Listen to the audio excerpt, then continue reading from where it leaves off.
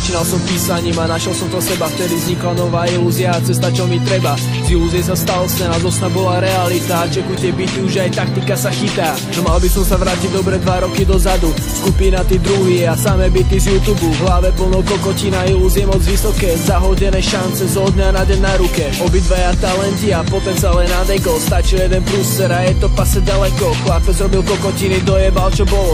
Zatiaľ čo ja postupne šlapal som si solo.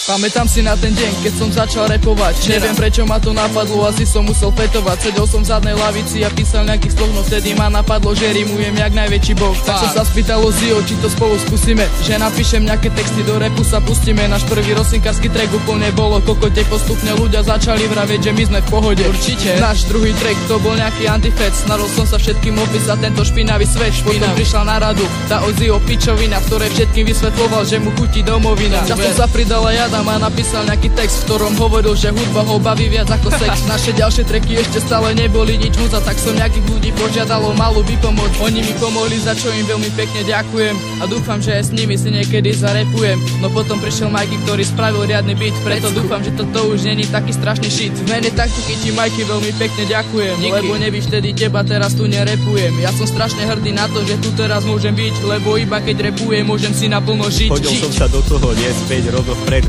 Napísal som svoju prvú vec a hneď bol rap v mojich žilách ako liek, ako droga, ako fet.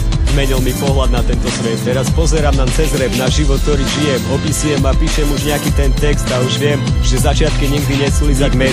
Že nemôže byť všetko hneď je jasné, stačí pozrieť sa späť. Však pamätáš si na našu prvú vec, písal celý týždeň a nakoniec som mal zopäť vieť. Nakoniec z toho bola rapová hra a cítim, že táto hra baví ma, nabíja a zabíja. Čo by chceli ma srať, nemôžem pri nich ostať, môžem ostrať. Nezastať nemám čas, lebo rap mi dáva nádej. Ako som vravel, rastie v ňom ako olivová alej. Takže ideme ďalej, ja, Mikey a Andrej.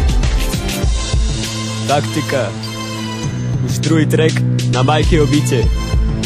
A čakaj ďalšie veci.